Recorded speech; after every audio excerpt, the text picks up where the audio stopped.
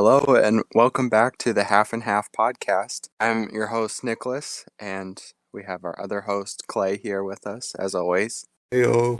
And today we're going to be going through Vengers episode 3. So, last week, our story ended with a little bit of a romance, the start or the spark of John and Carol's romance, and that story is going to carry over a little bit into this one today. So, let's go ahead and just jump right into this story. It starts out with Airman leaving Venger's secret lair, and he's walking through like a door that it teleports him somewhere else out in town. I'm thinking that's what it is. It's kind of like a Monsters Inc. door, and so apparently that door is just the other side is out somewhere. I thought it was like the door to the lair, and when he walks through it, it removes his superhero costume. Oh, yeah, maybe it does. That would be kind of cool, like a quicker version of the telephone booth. Just removes it for him. Or it's like the security you go through at an airport. But right before he leaves, we actually have an interesting character, a mysterious character, in this first panel, and she's saying to Bearman, "Have a good night." And she's a woman with a dress and a cube-shaped head, and hair that's like Greg Heffley's from Diary of a Wimpy Kid. Now, I call her a mysterious character because really she's a character that Clay and I came up with, but we have lost all of her comics. Like we said a few comics ago with the cyborg guy, he was originated from these comics with her in it. She just disappeared. Yeah, Or she didn't disappear. She's here. but her comics have disappeared. We don't know where the comics went. So Clay remembers more about her than I did. I actually completely forgot about her until he recently brought that whole story up to me. So Clay, what do you remember about Samantha? She was in between Mr. Hamburger and Avengers. Yeah, I really don't remember much about it. I just remember, I think she had elastic powers, and for some reason her head was a square, and that's really all I remember. Mm-hmm. These comics about her, and she like worked at a power plant or something, and that's where the cyborg guy was at too, and she somehow got her powers from the nuclear radiation or something, and every time she used them her head would turn square for some reason. I don't know, it's really convoluted, and it's probably for the best that we don't have them anymore. I would like to look back at them, but I'm sure they're long gone.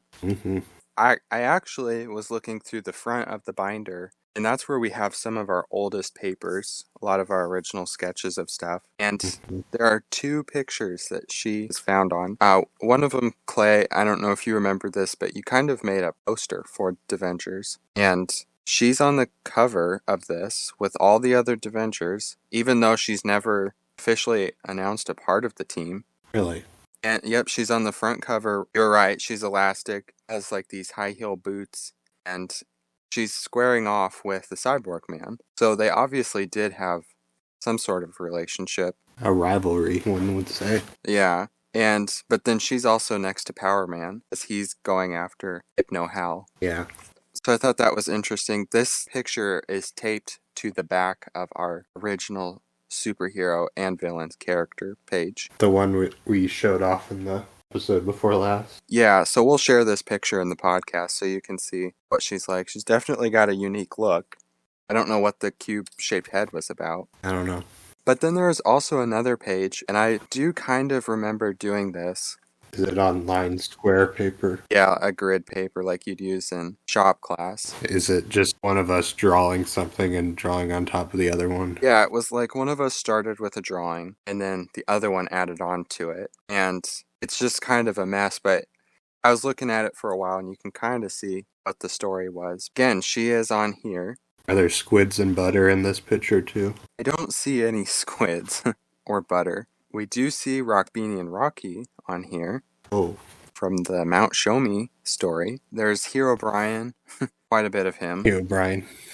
A little Millennium Falcon. And anyways, obviously a couple villains on the page, and Samantha is on here too. And she's trying to stop them. So that is all that we have of her original lost character. Yeah, so it's kind of strange, especially when I totally forgot we did it. So it was like seeing that for the first time, and I still really don't remember doing them. Yeah, But she will make a few appearances throughout the Vengers, just very little random cameos. So we obviously just didn't drop her at the time. We remembered her enough for her to be completely not fallen off the map, unlike two villains that were in last week's episode. Yeah. Oh, and maybe I already said this, but she's not only a superhero, isn't she a detective? Think so. I think so too. I think that might be one of her cameos that we'll come across. Yeah. I feel like a character we haven't introduced yet throws off the responsibility of detective to her, and she's just like, okay. Yeah. So anyways, that's a little backstory on her character, and we'll see her again sometime. I don't know when. Back to our story now. Bearman has gone through that door, and on the other side is the three-headed guy, and once again, he's in a costume, and he's asking, one of them's asking, would you like to go on a walk with us? Drag. He's in drag. Yeah. One one is a woman. I think one's a guy and one looks like an old lady. Can you guess what they're doing once again? We did it last time. They're, Stalking. yeah, heading out to the park, and we see John and Carol back together again here at the park. And so the three-headed guy and Bearman hide behind a trash can, and one of them asks, what are they doing here? And so the other one says, let's get a closer look. And they get closer, they're now behind a tree, and they're like, what do you hear? Wow, Bearman just like totally. You've been questioning Bearman's morals since episode 1, and now he's a stalker too. He just jumps in on. He didn't really say he wanted to. He just follows them. He didn't have any. He couldn't say no, so he just went along with it. Yeah.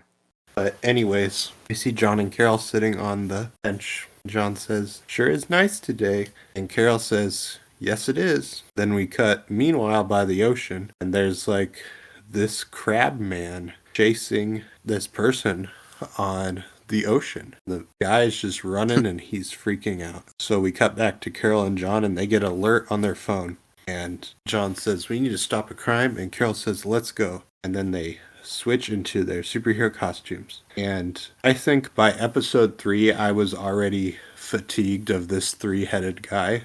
So I was just trying to cut him out of the story completely. So they're just standing there and they're like, "Where'd he go?" And the middle one goes, "Oh well." The third one goes, "Let's get pizza."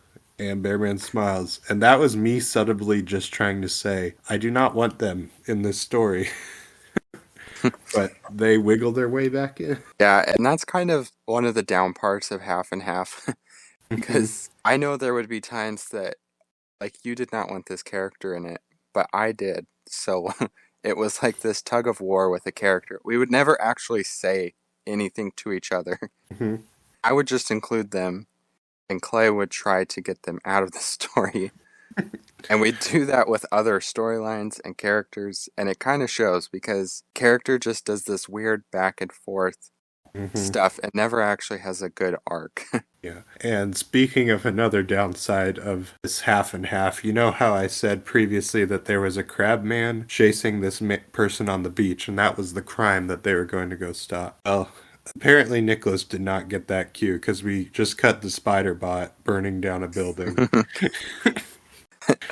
Yeah, it makes that honestly is one of my favorite squares in the comic because it's just meanwhile by the ocean. But they're in Michigan, the ocean isn't even nearby, and that they don't do anything for it. They don't go there. So it's just a super random square. I don't think we established where Johnsville was at this point. Oh. Or Yeah. even if it was Johnsville. I don't think they actually referred to it as Johnsville until later on. Yeah, I don't think they do. So whatever this crime happened, it just went uninterrupted, and the crabman terrorized the beachgoers. Probably got away with it. So now we have another cut scene, and this time it's a cat head. Mm-hmm. We've been keeping track of all of these cut scenes. I don't think any repeat. Not No. yet. So far, we've had 9 of these little cut scenes in the last 2 comics and these 3 lines. So there's 9 precious panels of content that have been missed away by. And there's still another one coming in this story. But anyways, we cut over to the Spider-Bot villain, and he's outside of a burning building just laughing. He's obviously committed arson. Once again. And Powerman and Grogal, they've come up behind him, and John says, there he is. Out of nowhere, a pterodactyl with goggles swoops down and picks up Spider-Bot Man, and they're working together. Now, this is another villain that we never see again. I think he was supposed to be a counterpart to Infinity Man, where he could just turn into anything. Okay. Never see his, like, true form at all. Yeah, and he just turns into dinosaurs. Kind of a cool potential villain. That's what I was thinking. We need to bring him back. Why did we never use him again? Yeah, we just drop him. So he takes Spider-Bot to the top of another building now, and waiting for them there is a helicopter. So they hop in and take off. Which is kind of doesn't make any sense, because if he's a pterodactyl, why doesn't he just continue flying? Exactly. But they go into a helicopter. Back to this burning building. I'm assuming this is the first appearance of the mayor. That's what I was wondering. Yeah, I'm guessing it is. This guy with a top hat. He's in this burning building and he yells, "Help! Help! Help me!" He's worried. So John says, "I'll get him." He does his super jump. Accidentally splits the building in half. And the building comes falling down. And the mayor's screaming, "Ah!" But Carol grows. She does, as Grow Gal. She grows and grabs the building. And so luckily she does catch it, but the mayor still just flies out the window upon impact of her catching the skyscraper. She's smiling too. Yeah, she doesn't even notice. He's completely flown out. But good thing the three-headed guy was stalking close by, because As he does. they were readily there to help, and they project a force field in the shape of like a slide. And they catch the mayor, and he slides down, and he's like, "Thank you." And so they're happy.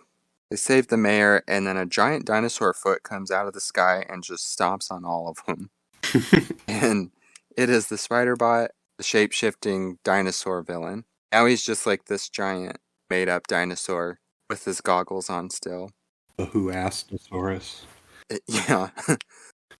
So he does step on them, but the three-headed guy has projected a force field under the dinosaur's foot, and it's just giving them, the mayor, and Grogal enough space to not be crushed. It looks like Grogal is shrunk down, which is one of the only times that we see her shrink. Yeah, she doesn't shrink very often, but that is one of her powers that she has. Mainly because it's Tiny Tim's only power.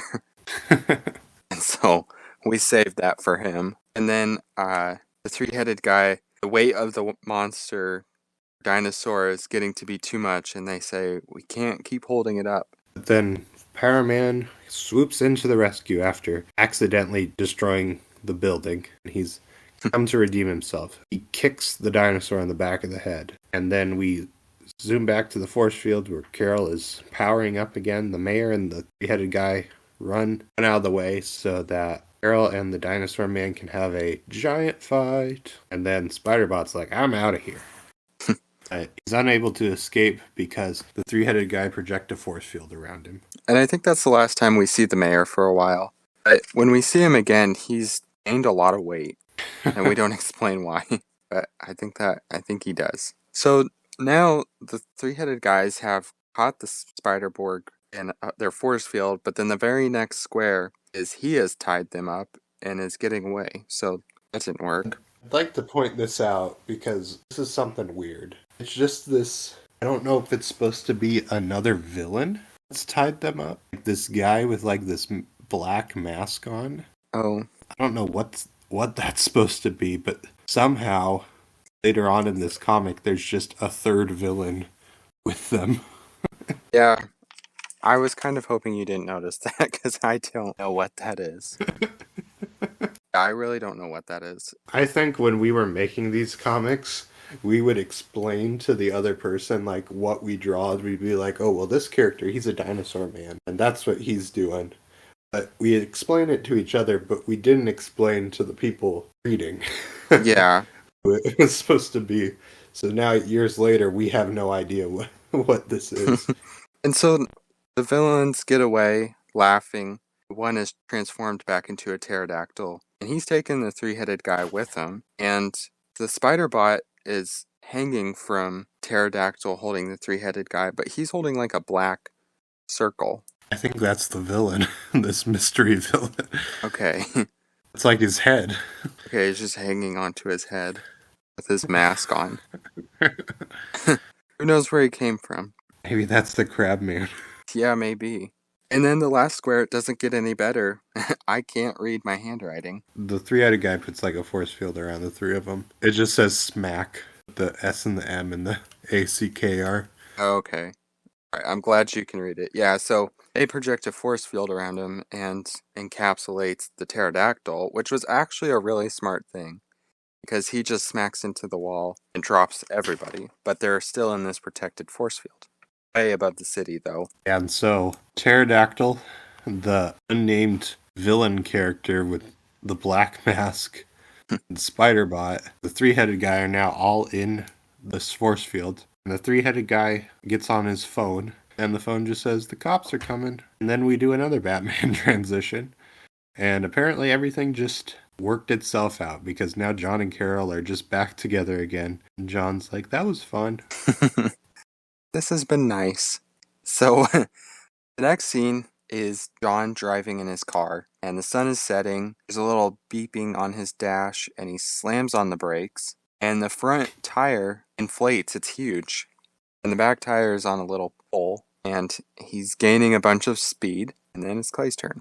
And then, as we established in the last comic, Johnsville is just full of random ramps and trampolines because, as said, there's a random ramp in town, and there's a sign to say that it is indeed a random ramp. And the car goes flying off the ramp, and we cut to just this evil bomber plane that's flying in the sky. Well, luckily he went off the ramp, and he just splits that plane in half, and we never see what happens to that. And the car just floops up, and he lands on top of John's Say Creat house, which is floating in the sky. Apparently has a floating sky house. Sometime in our comic, we have to go back and see John's secret house now. Is it still up there? I think we do later on in comics. We cut to the house after we don't use it very often, and we use it for a joke, and John looks at the camera and goes, "I forgot about that," or something. Remember that? Sometimes we'd use the characters to share our own thoughts. I like how the evil bomber plane, if you tilt the square, it looks just like a penguin. The wings of the plane are the penguin's wings. The tail is its foot. That's what I intended when I drew that. Mm-hmm. That was a little Easter egg. I knew the fans would appreciate that. Team Penguin. Because you've always loved penguins. Yeah, if you meet me in just a public area, I will not shut up about penguins. Mm-hmm. That's the one thing I'm always talking about. People call him Clanguin. Yeah. You could have made a better joke than that. That was awful. Hashtag Clanguin. Fill the comments with hashtag Clegwin if you're a true Clegwin. Clegwin crew. This will be edited out, folks. No, I'm keeping this in. This is great. This is what keeps him coming back. So now inside John's secret house, he's in his robe, and he has a robot. It says, "Hello, do you need anything?" It's got a little tray. And John then is in a hot tub in his house, and there's a knock at the door. So he gets out, he's like, "Hello." There's some more knocking. And he asks, "Who is it?" And the voice says, "Mailman." And John's ripped. You see those packs? I wish I had those. Well, he's a superhero. So he opens the door, and it's the land shark. Uh-oh. How'd he get there? So John just punches him. He goes flying off. And he goes back to his hot tub, and he thinks about Carol, because ooh la la. Humana humana. And there's another knocking on the door. And it cuts to the land shark, but it turns out to be another costume of the three-headed guy, there to stalk John. And as they're falling, they just say, "Well, that didn't work." And then they make a force field around themselves as they hit the ground. Now the knocking continues, but John just takes out some scuba gear. What are those scuba breathing tubes called? A snorkel. And he's just got his snorkel under the hot tub water. Have you ever stuck your head under the water in a hot tub? Is this really what we're doing to strive for content here, Nicolas? It's a scary feeling. So then he sticks his head out a little bit of the hot tub, because he hears a huge crash sound, or a creaking sound, and then a crash, and then some munching. And walks into the room and turns on the light. We just see John's silhouette in the doorway. And Airman has come into the house and he's munching away on some cookies. So, this is episode 3. Let's go through the list of all the crimes Bearman has committed. Okay. Breaking and entering. Breaking and entering, arresting without a warrant, slavery. He held people against their will in these tubes. Spraying the villains with bug spray. Yeah, a murder. Attempted murder. They didn't die. Is Bearman really the hero? The way he took down a plane was just banging the insides with a wrench. Yeah. He brought a plane down. These are the people protecting my children? It has changed the whole view on him. But anyways, John is just PO'd that Bearman is eating his cookies. It's like, you touched my cookies? Even though this is one of his comrades, you know, one of his buds, one of the people he works with on a close personal level. You know, the fist of justice is not biased. So he gives him what's his worth and punches him out of the building. And one of the few times I imagine Bearman, he doesn't talk, but he makes like these squeaks and grunts. So he gets punched out and he goes like, oh. That's how I imagine it sounds. He's being punched. He's like, oh. Second one that John is punched off of his house in this one evening. Now, when the public isn't around to see him, you see his true side, his true nature. Don't touch his house. His cookies. And his cookies. So John's a little upset. He's in his bathrobe now, but he goes to his bed and he closes his eyes and lets out a sigh. Closes his eyes happy after well done day. And that's the end. Maybe later it's established that Carol works at Cupcake Bakery. So maybe these were some special cookies from the bakery that she had given him. And then Airman just came in and helped himself to them. Maybe. That's what was intended. When we wrote that, we knew one day. Trying to give this story a little more meaning. We're trying to find something. Save what we can. Trying to salvage it. And so that was the end of episode 3 of Vengers. Would you rank this one, Nicolas, a 10? I like it better than last week's. It was a little more consistent than the last one. You can actually see the story. We did better at balancing 2 stories in this one. John and Carol's story. It indeed had a beginning, a middle, and an end. That's what I'll say. I mean, we balanced out the beginning with John and Carol. The middle was all the villain. And then the end went back to our John and Carol story. So, it did okay. Yeah. I'd give this one 3.5. Yeah. Maybe a 4 out of 10. I don't know. 4's kind of pushing it. I'll give it a 3. I'd give it a 4.5. 4.5. Yeah. I'll let the nostalgia blind you. Well, I'm being generous. Yeah, that's this week's episode.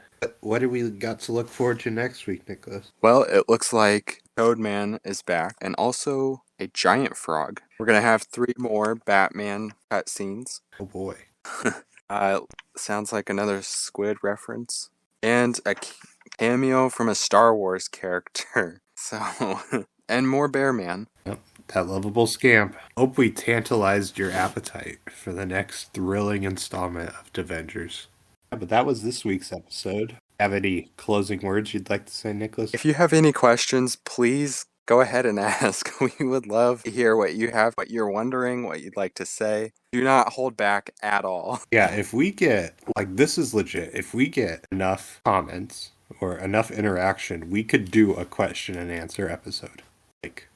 No joke. For real. No cap. Straight bussin'. Yeah, so it's free. Just ask whatever you want. We'd love to answer anything about the comics. Thank you all for watching. Make sure to like, comment, subscribe, share the channel with your friends. We need that clout. Make sure to click the link in our description to follow us on Instagram for epic comics whenever we feel like posting them. And that's all for this week. See ya. See you guys later. Bye. Bye. Bye now. Bye.